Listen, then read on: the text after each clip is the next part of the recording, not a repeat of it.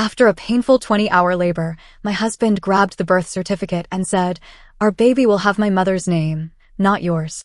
I protested, but he sneered, "You don't get a say." The nurse glanced at me and whispered, "Want me to tell him the truth?" My heart pounded as his world crumbled before him. My husband, Mark, not his real name, and I had been together for 6 years, married for 3. I thought we had a solid relationship. I was wrong. I should have seen the warning signs. I really should have. From the moment I met Mark's mom, Susan, I knew she didn't like me. She was the kind of woman who made every conversation about herself, acted like the world owed her something, and treated her son like he was the second coming of Christ. At first, it was small things. Snide comments, backhanded compliments, little digs at my appearance, my background, even my career. But over time, it got worse. She needed to have control over everything in Mark's life. When we got engaged, she made a fuss because Mark proposed with a ring he picked instead of letting her choose. When we bought our first house, she criticized the neighborhood, the layout, and the color of the walls like it was her home. She would drop by unannounced and act like she lived with us. And every time I complained, Mark dismissed it. "She's just like that. You know how she is. She means well." No, she didn't. She wanted to be the most important woman in his life, and the fact that he had chosen me made her seethe. I thought it would get better when I got pregnant. I was so wrong. The second Susan found out we were expecting, she went into overdrive.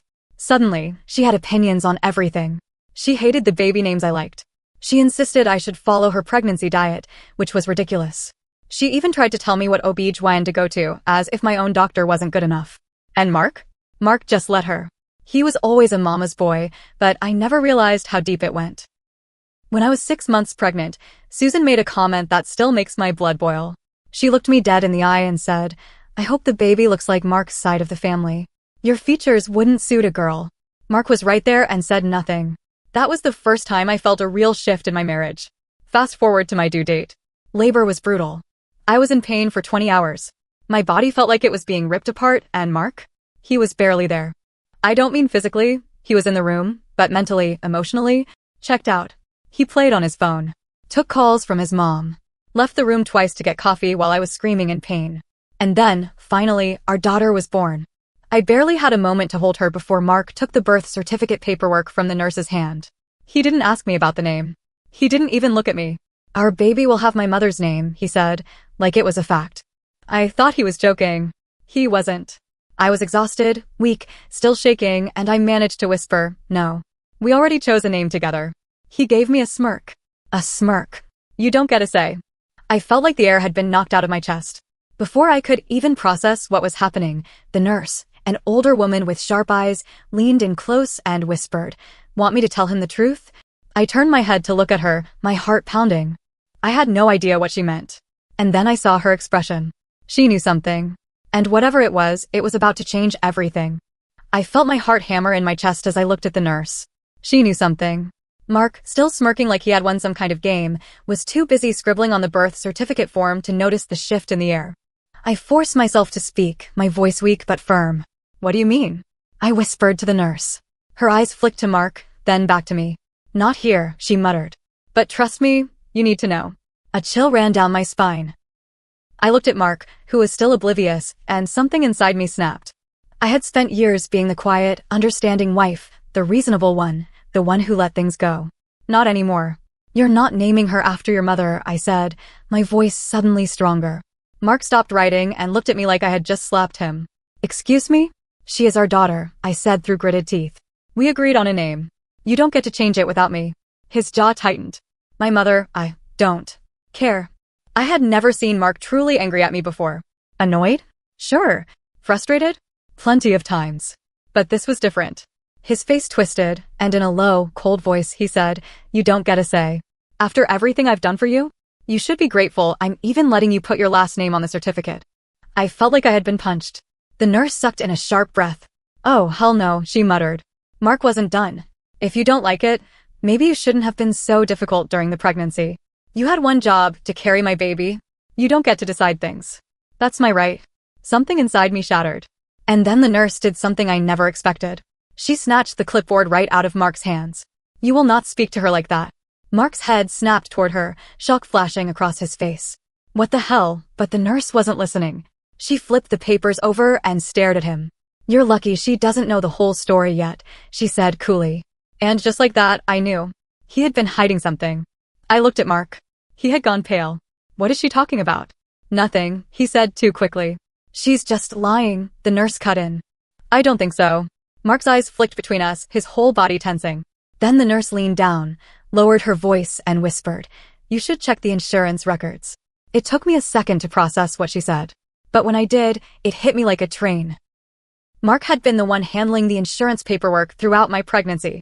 I had trusted him to take care of it. I never questioned it. Why would I? Unless. I turned to him, my throat dry. "Mark, what did you do?" His hands clenched into fists. "Nothing," but there was sweat on his forehead now. His breathing had changed. He was nervous. The nurse exhaled sharply, shaking her head. "I've seen this before. Women come in thinking everything is fine, trusting their husbands to handle everything. And then? They find out they're not even listed as the primary parent." I went cold. Mark shot up from his chair. "We're leaving." I ignored him. "You changed my insurance records?" My voice was shaking. "I did what I had to do," he snapped. "You don't understand. Then make me understand." Silence. The nurse folded her arms. "Do you want me to pull the records?" "Because I can. Right now." Mark's face twisted into pure rage. He turned to me. "You're not doing this. You just gave birth. You're hormonal. You're not thinking straight." But I was thinking straight. And I knew, without a doubt, he had screwed me over. Mark grabbed my wrist. Not hard, but firm. "We're not doing this here." I yanked my arm away. "You don't control me." His jaw twitched, and for the first time, I saw it real fear. Not anger. Fear. The nurse turned to me. "Do you want to see the records?" I didn't hesitate. "Yes." Mark let out a bitter laugh. "Fine. You want the truth? You were never supposed to see them." The room felt smaller. The nurse gave me a look. "Let me go get them." She walked out, leaving me alone with Mark. I stared at him. "You're going to tell me what's going on. Right now." He ran a hand through his hair. "You don't understand how hard this has been for me. My mom, your mom, she wanted me to handle everything." She said. He stopped, inhaled sharply. I waited. "She said she knew what was best for the baby," he finally admitted. "She said you were too emotional, too soft. That I had to take control." I felt sick. "So you, what? Took me off my own child's insurance? Made yourself the only legal guardian?" Mark didn't answer. That was all I needed to know. The nurse came back with a folder. She set it on my lap and opened it for me. And there it was. Mark had listed himself as the sole parent. My name was nowhere. My entire body went cold. "You were planning to take her from me." Mark didn't deny it. "I thought I was going to be sick." The nurse's voice was like steel. "You're lucky I caught this. I've seen women lose custody of their own babies because of things like this." Mark stood up. "You're overreacting." I shook my head. "I'm done." He laughed, an actual laugh, like I was a joke. "What, you think you can just leave? You just had a baby. Where are you going to go?" The nurse put a hand on my shoulder. "She won't be alone." Mark's smirk faltered. And that's when I knew his world was about to come crashing down. Mark's face was a mix of fury and desperation. I could see the gears turning in his head.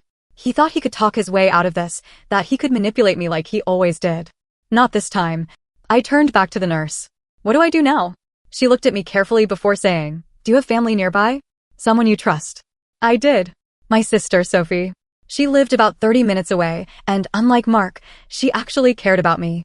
I pulled out my phone to call her, but before I could even dial, Mark snatched it out of my hands. "You're not doing this," he growled. The nurse stepped between us, her voice sharp. "Give it back to her. Now." He hesitated for half a second, then tossed my phone onto the hospital bed. "You're making a mistake," he muttered. I ignored him and called Sophie. She picked up on the second ring. "Hey, how are you? How's the baby?" I opened my mouth, but no words came out. My throat felt tight, like if I spoke, I'd break down completely. The nurse took the phone from me and spoke instead. "Hi, Sophie. This is Nurse Claire from the hospital. Your sister needs you here immediately." Sophie didn't even hesitate. "I'm on my way." Mark let out a bitter laugh. "Really? You're running to your sister? She doesn't even like me." I shot him a look. Maybe because she saw through your bullshit before I did. His face darkened. "This is ridiculous." The nurse's voice was sharp. "No. What's ridiculous is what you tried to do. And trust me, hospital staff talk. We don't take kindly to men who try to steal their wives' babies." Mark's fists clenched, but he didn't say anything. I turned back to the nurse. "Can we change the paperwork?" She nodded. "Yes." And we're going to document everything. If he tries anything, there will be a legal trail. Mark stiffened. You're blowing this out of proportion. But he was sweating. He knew he had lost control of the situation. And then, his phone rang. At first, I didn't think much of it. But then I saw the name on the screen. Mom. And just like that, I knew. He hadn't done this alone. His mother was behind this. All of it. Mark declined the call, but I grabbed his wrist before he could put the phone away. You're going to tell me the truth, I said, my voice shaking with rage. There's nothing to tell. The nurse folded her arms. You can either tell her now, or she'll find out when she checks the legal records. Either way, it's over. Mark's eyes flicked to me, then to the baby in my arms. And for the first time, I saw guilt. I had to hear it from his own mouth. What did you do? Silence. I reached for his phone, but he yanked it back. Fine, he snapped. You want the truth? My mother said I had to make sure the baby was legally under my name only. That way, if you ever tried to leave me, you wouldn't be able to take her. The room spun. I tightened my grip on our daughter, my whole body shaking. She said she could get me a lawyer, he continued, his voice bitter. She told me the courts wouldn't favor you because you don't make as much money. That if I played it right, I could get full custody. My stomach twisted. His mother had been planning to rip my baby away from me before she was even born. The worst part? Mark went along with it. I felt like I was going to throw up. Why? I whispered. Why would you do this to me? Mark rubbed a hand over his face. Because you never respected my mother. The room went silent. The nurse sucked in a sharp breath. Oh, my God, she muttered. I laughed. A cold, hollow laugh. You tried to steal my child because I didn't worship your mother? Mark didn't answer. That was all I needed to know. The nurse turned to me. We're going to fix this right now. She grabbed my paperwork and walked out of the room, probably to get the hospital administrator involved. Mark moved toward me. Look, this got out of hand. We can fix it. I held my daughter tighter. There is no we anymore. His face twisted. I am her father. And I am her mother, I shot back. And unlike you, I won't use her as a weapon. His jaw clenched. You're making a mistake. No, I said, my voice firm. The only mistake I made was trusting you. At that moment, Sophie walked in. She took one look at my face and knew something was wrong. What the hell is going on? Before I could answer, Mark's phone rang again. This time, Sophie snatched it out of his hand. She looked at the screen. It wasn't just his mother calling. There were texts. Lots of them. And when she unlocked the phone, because of course she knew his passcode, she went pale. She turned the screen toward me. And my world tilted again. There were messages between Mark and another woman. I can't wait to see you. Once the baby is here, we can finally be together. She won't have anything left. She'll be stuck. Sophie's face turned red with rage. Are you fucking kidding me? Mark's face went white. I stared at the messages, my vision going blurry. He hadn't just tried to steal my daughter. He had been planning to leave me for someone else. While I was pregnant. While I was carrying his child. I felt a calmness settle over me. A dangerous kind of calm. I looked at Mark and whispered, you have no idea what you've just done. Mark lunged for his phone, but Sophie yanked it back. Oh no, asshole, she hissed. You're not getting out of this. I couldn't take my eyes off the screen. The texts blurred together, my hands shaking as I scrolled. Mark had been having an affair. Not just a fling. A full-blown relationship. And it wasn't just cheating, it was calculated. She won't have anything left. She'll be stuck. That one text hit me like a bullet to the chest. It wasn't about love. It wasn't even about me. This was about control. He had planned to trap me, steal my baby, strip me of my rights, push me into a corner where I had nothing left. And then? He was going to leave with someone else. I felt like I was drowning. My heart pounded in my ears, my body still weak from labor, my newborn daughter asleep in my arms, completely unaware that the man who was supposed to protect her had already betrayed her before she could even open her eyes. I turned to Mark. Who is she? His mouth opened, but no sound came out. Sophie scrolled further, her expression darkening. Then she froze. Oh my God. She looked up at me, her eyes wide. You're not going to believe this. She turned the phone around again. And there, staring back at me, was a familiar name. The other woman was his mother's best friend's daughter. The same woman Susan had been pushing him toward for years. The perfect girl. The one she wanted him to marry instead of me. I felt like the world had tilted sideways. This wasn't just about control. This wasn't even just about cheating. This was planned. This was arranged. And Mark had gone along with it. I don't know what broke inside me, but I felt something snap. I stood up, still sore from labor, and shoved the phone against Mark's chest. How long? My voice was deadly calm. Mark was still pale. It's not what you think. Sophie laughed bitterly. Oh, really? Because it looks like you and Mommy Dearest were planning a whole new life without my sister. Mark's jaw clenched. She wasn't supposed to find out like this. I laughed. A sharp, humorless sound. Not supposed to find out like this? I repeated. So I was just supposed to wake up one day and realize my husband had stolen my baby and replaced me? He had the audacity to roll his eyes. You're being dramatic. Something in me ignited.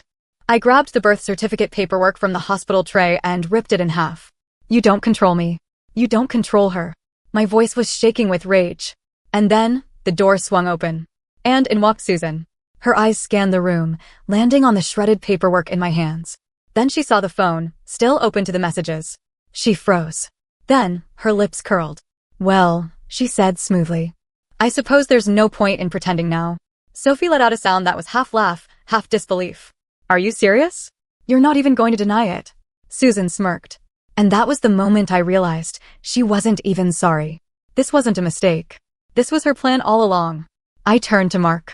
You let her do this. Mark swallowed hard. He still hadn't said anything. Because there was nothing to say. He had betrayed me. Completely. Susan stepped forward, her voice eerily calm. Listen, sweetheart. You need to understand that this is what's best for the baby. I tightened my hold on my daughter. The best thing for my baby is to keep her as far away from you as possible. Susan sighed, like I was a child throwing a tantrum. You don't have the resources to raise her alone, she said coolly. Be realistic. Mark makes more money. He has stability. You don't. Sophie snorted. Oh, shut the hell up. If you think my sister is going to roll over and let you steal her baby, you're dumber than I thought. Susan turned to Mark. Handle this. And that's when I saw it, hesitation. Mark was wavering. He had spent years under his mother's control. He had done everything she told him to do. But now he was trapped. I leaned in close and whispered, if you go through with this, I will destroy you. He blinked. You don't, I will take you to court. I will expose everything. Your fake insurance paperwork. Your affair.